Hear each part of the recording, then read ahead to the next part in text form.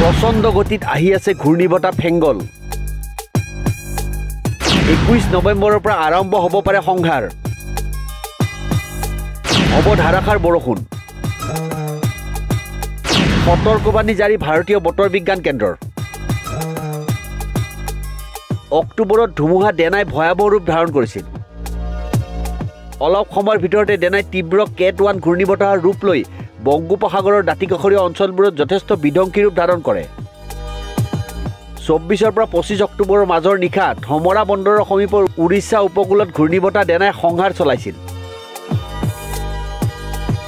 এতিয়া সমগ্ৰ দেশতে শীতৰ আগমন একে সময়তে দেশৰ বহু ৰাজ্যত বৰষুণ আৰু বজ্ৰপাতৰ মাজতে বতৰ সন্দৰ্ভত IMDয়ে ডাঙৰ আপডেট দিছে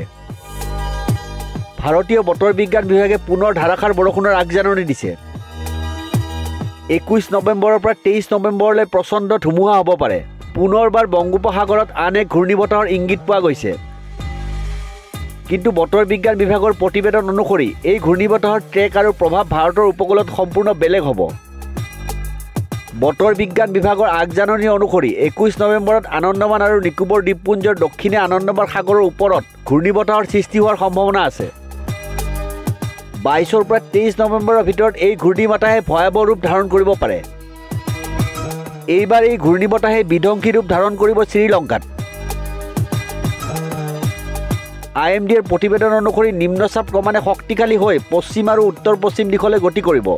তাৰ পিছত ই আৰু অধিক শক্তিশালী হৈ পৰিব পিছত ঘূৰ্ণীবতাহে ধুমুহাৰ ৰূপ ল'ব IMDৰ আগজাননী অনুসৰি 26 আৰু 27 নৱেম্বৰত ইয়াৰ প্ৰভাৱ পৰিব শ্ৰীলংকাত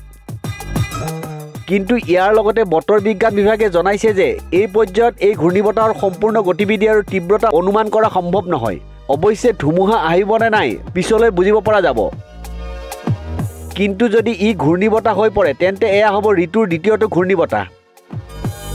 সদস্য দেশ সৌদি আৰবে পৰামৰ্শ দিয়াৰ দৰে পৰৱৰ্তী ধুমুহাৰ নাম ৰখা হ'ব ফেংগল আৰু উচ্চাৰণ কৰা হ'ব ফিনজাল